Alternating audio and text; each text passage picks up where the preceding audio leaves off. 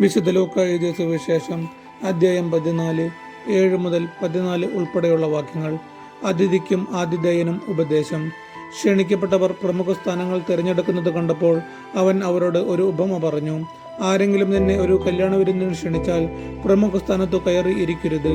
ഒരുപക്ഷെ നിന്നേക്കാൾ ബഹുമാന്യനായ ഒരാളെ അവൻ ക്ഷണിച്ചിട്ടുണ്ടായിരിക്കും. നിങ്ങളെ രണ്ടുപേരെയും ക്ഷണിച്ചവൻ വന്ന് ഇവന് സ്ഥലം കൊടുക്കുക എന്ന് നിന്നോട് പറയും. അപ്പോൾ നീ ലജ്ജിച്ച് അവസാനത്തെ സ്ഥാനത്ത് പോയി ഇരിക്കും. അതുകൊണ്ട് നീ വിരുന്നിന് ക്ഷണിക്കപ്പെടുമ്പോൾ അവസാനത്തെ സ്ഥാനത്ത് പോയി ഇരിക്കുക. ആതിഥേയൻ വന്ന് നിന്നോട് സ്നേഹിത, മുന്നോട്ട് കയറി ഇരിക്കുക എന്ന് പറയും. അപ്പോൾ നിന്നോടുകൂടെ ഭക്ഷണത്തിനിരിക്കുന്ന സകലരുടെയും മുമ്പാകെ നിനക്ക് മഹത്വമുണ്ടാകും. തന്നെ തന്നെ ഉയർത്തുന്നവൻ താഴ്ത്തപ്പെടും, തന്നെ തന്നെ താഴ്ത്തുന്നവൻ ഉയർത്തപ്പെടും.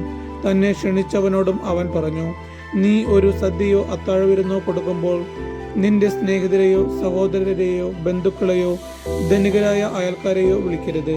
ഒരുപക്ഷെ അവർ നിന്നെ പകരം ക്ഷണിക്കുകയും അത് നിനക്ക് പ്രതിഫലമാകുകയും ചെയ്യും.